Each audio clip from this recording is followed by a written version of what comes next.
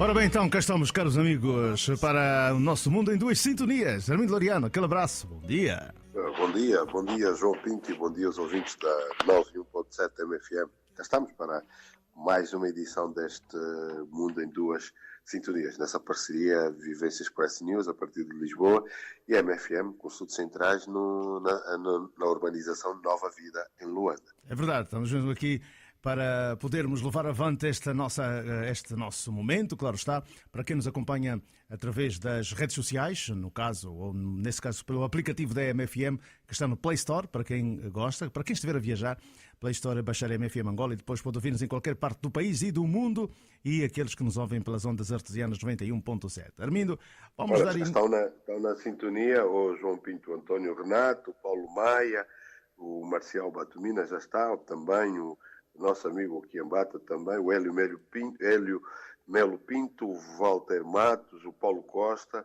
a Júlia Silva, a Isabel Cândido, o Valdano Lima, estão estes na sintonia, estão a acompanhar pelas redes sociais a nossa emissão. É isso, e vale a pena certamente termos este, porque eles também têm, e há dias diziam eles, estamos também quase a fazer greve, já que não falam os nossos nomes. Pois, olha, já estamos também para fazer greve era da temperatura e que vão subir, os termómetros vão subir até 29 graus. É a previsão da semana mais quente do que o habitual para abril. Parece que a chuva vai nos dar aqui algumas tréguas e vamos ter uma melhoria do estado do tempo com essas subidas. Para hoje, por exemplo, aqui em Lisboa, a previsão é uma mínima de 11 graus e máxima de 25 para Lisboa. Para o Porto hoje é uma mínima de 10 e uma máxima de 20. Já Faro de 12 e uma máxima de 25. E dizem mesmo o Instituto, de acordo com o Instituto Português do Mar e da Atmosfera, o aumento dos valores vai acontecer de forma gradual e é expectável que as temperaturas atinjam valores acima da média para o mês de abril. Os termómetros poderão mesmo chegar a 29 graus na sexta-feira em pontos do país, aqui em Portugal, como Alcácer do Sal e Coruche, por exemplo. Estas zonas os termómetros poderão chegar até os 29. Para uma primavera que tarda a entrar, já estamos na época por direito, mas de facto ainda estamos a ter um tempo um bocado assim com o inverno que parece demorar a se despedir, é muito bom sinal. Pois é, e também uma boa informação para quem estiver a sair agora de Angola em direção a Portugal, vai assim com uma boa notícia, né? Vai pelo menos com isso, embora seja um pouco mais fresco que aqui, mas pelo menos leva essa informação. Ora, então, vamos então começando aqui com esta, e no dia em que Marcelo foi ao Egito, dizias que Portugal aproveitamento o seu capital afetivo, o seu capital político e sobretudo a sua maneira de estar. Acabou então uma visita de Estado à Espanha, Marcelo Rebelo de Sousa.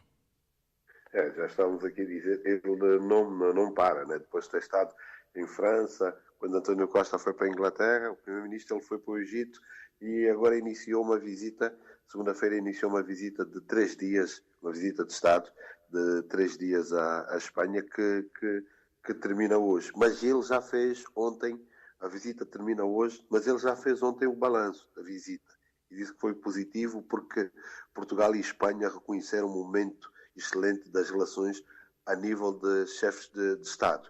É que este balanço que ele fez, e falou também do relacionamento que tem com o rei Filipe VI, ele falou aos jornalistas, depois de uma recepção que teve, que foi feita por parte dos reis de Espanha, Filipe VI e Letícia, no Palácio do Parto, que é arredores de Madrid, em que ele, nesta visita, levou personalidades como o futebolista Luís Figo, que jogou no Real Madrid e no Barcelona. Em Espanha, a jornalista e tradutora espanhola Pilar del Rio, que é viúva do escritor português José Saramago, e também se ouviu cantar o fado pela cantora Cuca Roseta. Apesar de Marcelo Rebelo de Sousa ser um presidente dos afetos, os jornalistas portugueses e espanhóis perguntaram sem querer tirar mérito do presidente português, mas o mais importante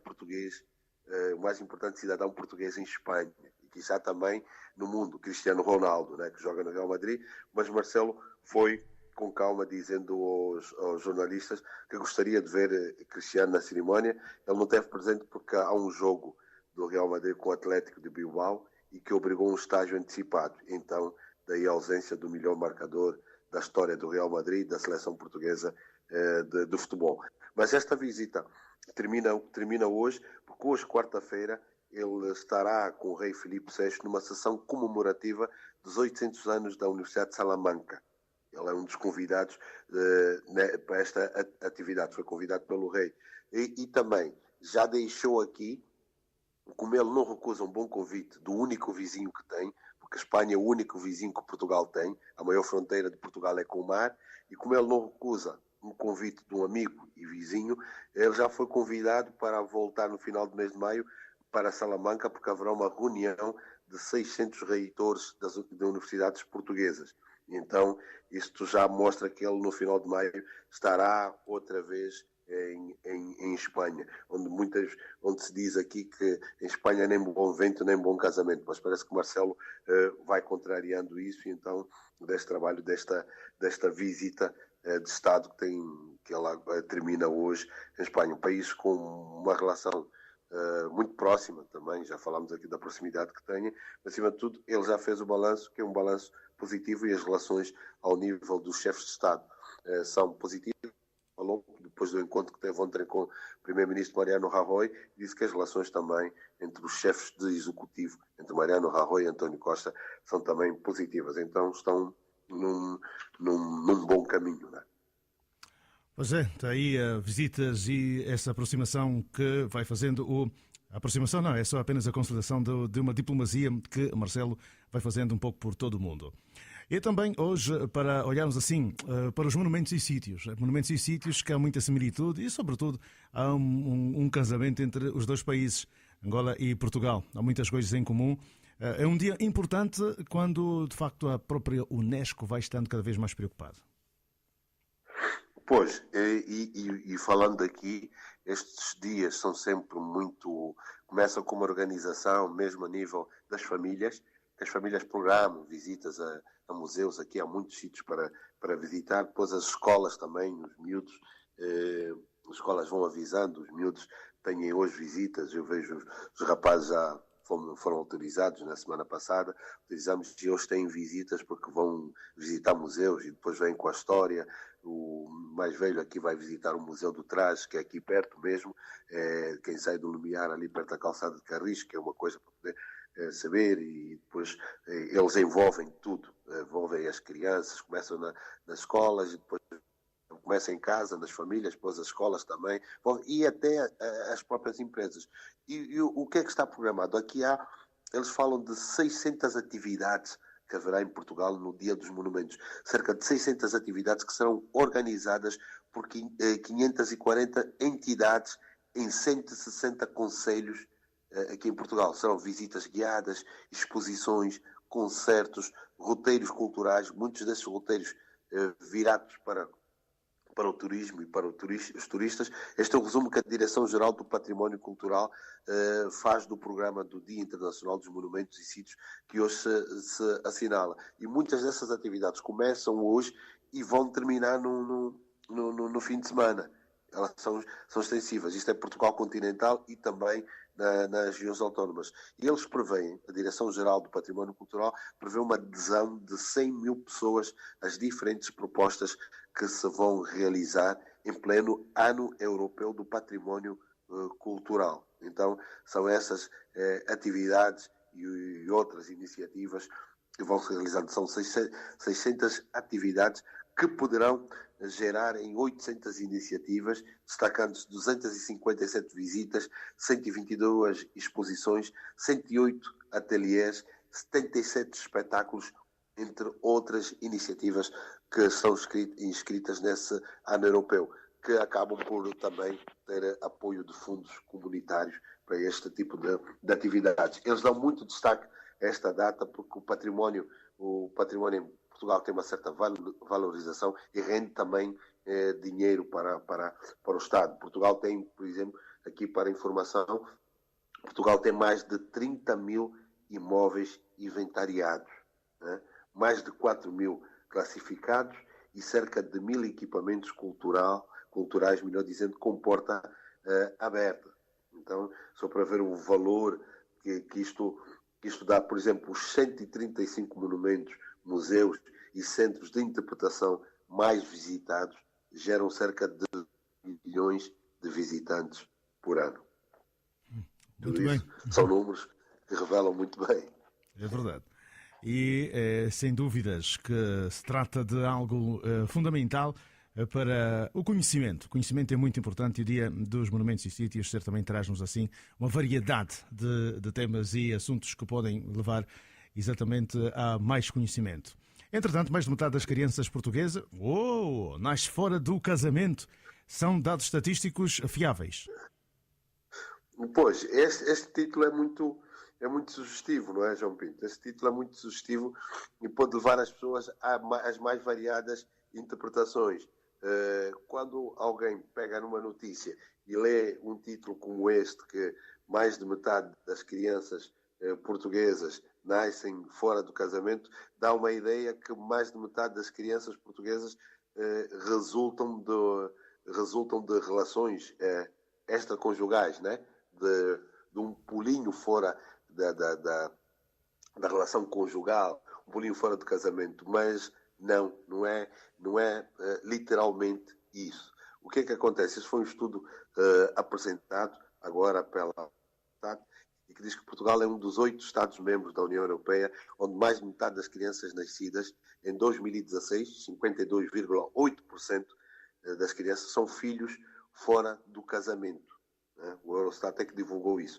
E segundo o Gabinete das Estatísticas da União Europeia, a França é o país com a maior porcentagem de filhos fora do casamento, tem 59,7%, depois é seguida da Bulgária, com 50%, a Bulgária e a Eslovénia, cada um com 58,6% cada, a Estónia tem 56,1%, a Suécia com 54,9%, a Dinamarca 54% e Portugal vem com 52,8% e a Holanda tem 50,4%. É que Portugal face o ano de 2000. Em 2016, Portugal teve um dos maiores aumentos de percentagem de filhos nascidos fora do casamento. Portugal passou, numa análise comparativa, no período de 2000 a 2016, passou de 22,2% para 52,8% de filhos nascidos fora do casamento. Mas isto está muito ligado a algo que nós já fomos falando aqui há algum tempo.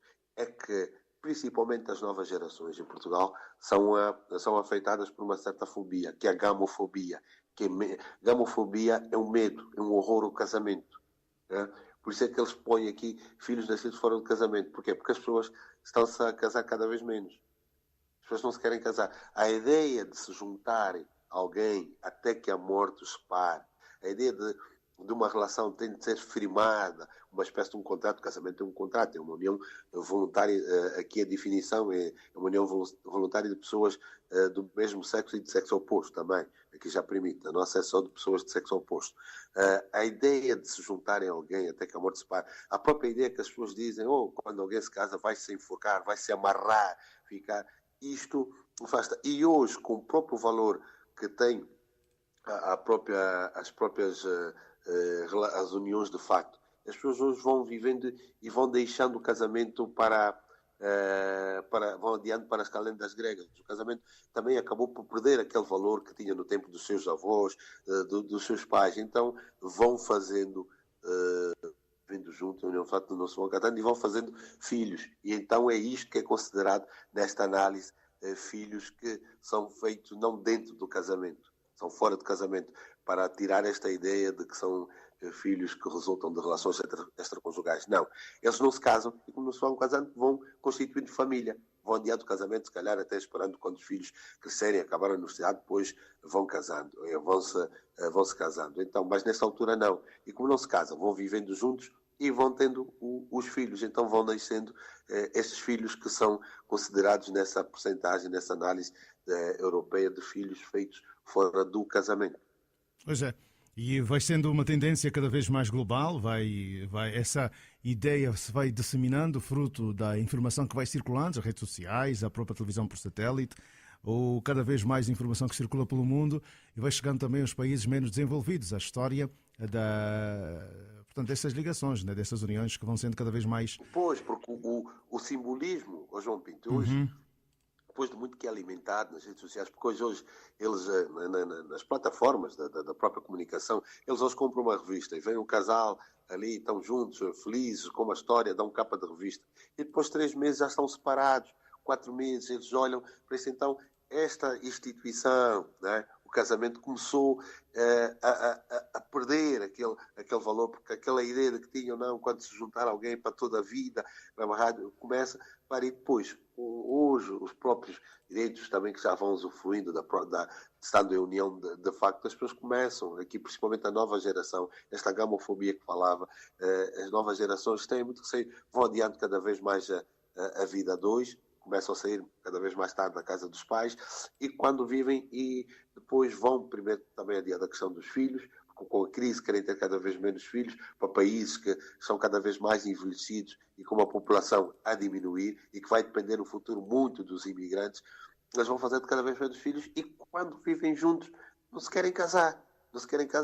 E depois dessa relação vêm os filhos e pronto, e acontece isso. Os filhos, a maior parte, são filhos de pais que não são casados. Mas quando nascem, os pais não são casados. Vivem em união de facto, ou têm outra relação, mas não são casados. Apesar de que, não te esqueças, João Pinto, que há aqui do ponto de vista daquilo que é do divórcio, há muitos divórcios aqui em Portugal. Por exemplo, a nível de percentagens em Portugal, divórcios, uma comparação com a Espanha, tenho aqui dados de 2015, ainda por cada 100 casamentos, em Portugal há 72,2 divórcios por cada 100 casamentos.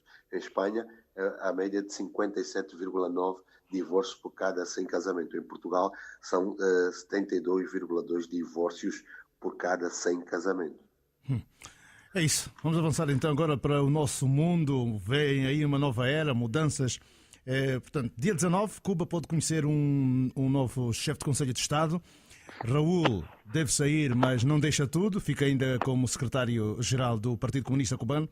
Mas é, sobretudo, já uma viragem, uma era pós-Castros. Pois, quando falas do dia 19, as pessoas podem pensar que está muito longe. É já amanhã. Já amanhã, sim. É amanhã. É já amanhã, quinta-feira. E que aqui um dado interessante.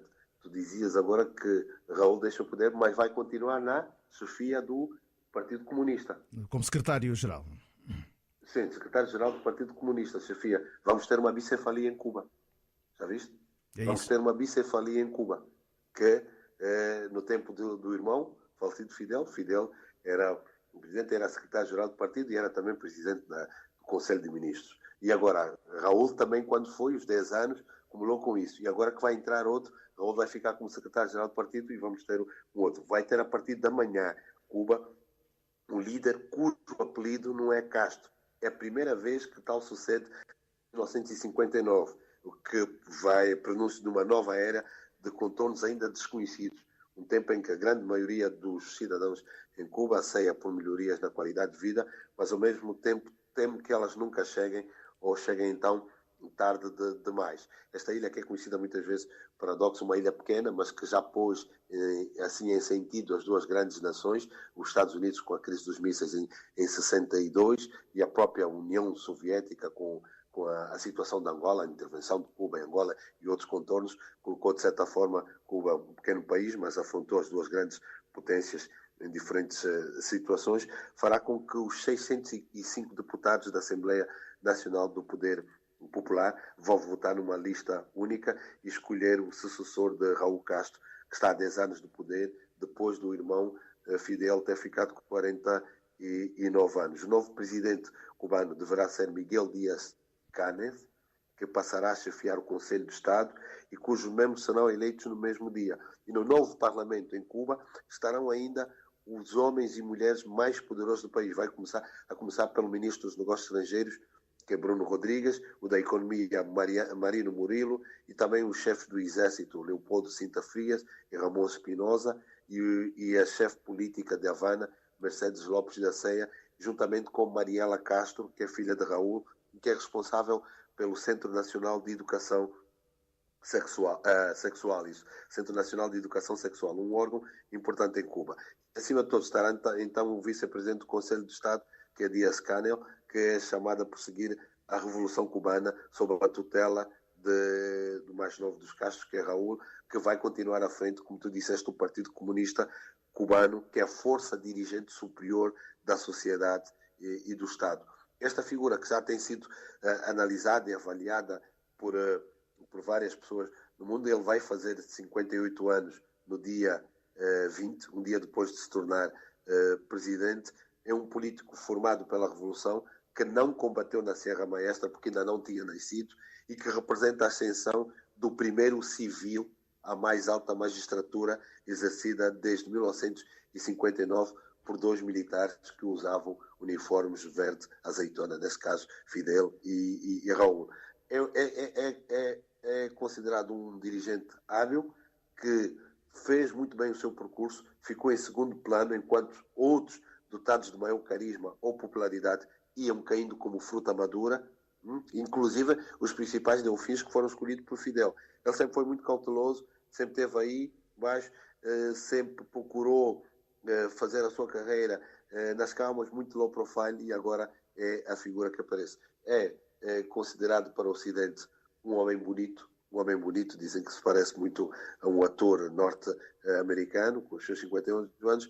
É um homem muito economista, e então a economia vai ser um dos principais desafios. É uma grande esperança. Agora, o que se diz é que esta nova figura, especialistas e cubanólogos existem muito em Miami, são as pessoas que fazem o estudo e análise desde 1959, que vêm estudando Cuba, são os cubanólogos, já observam com a bola de cristal a Cuba e vão tendo alguns dúvidas, outros poucas certezas, mas há uma conclusão que eles dizem, é que a economia e a sociedade cubana necessitam de mais mudanças, e este novo presidente terá de avaliar os custos e benefícios políticos, e nomeadamente o seu baixo capital político inicial, a sua pouca legitimidade do ponto de vista daquilo que é a democracia, a legitimidade democrática, e outra coisa ainda, da menor legitimidade histórica, porque não tem o mesmo percurso histórico que Fidel ou que Raul. Mas é um grande desafio e é o que ele vai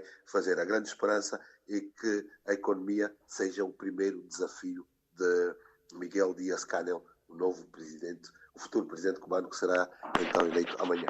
Pois é. E aqui vamos ver se a nossa amiga Laritza nos dá um subsídio relativamente a esta situação que se vai viver depois do dia de amanhã na República Comunista de Cuba.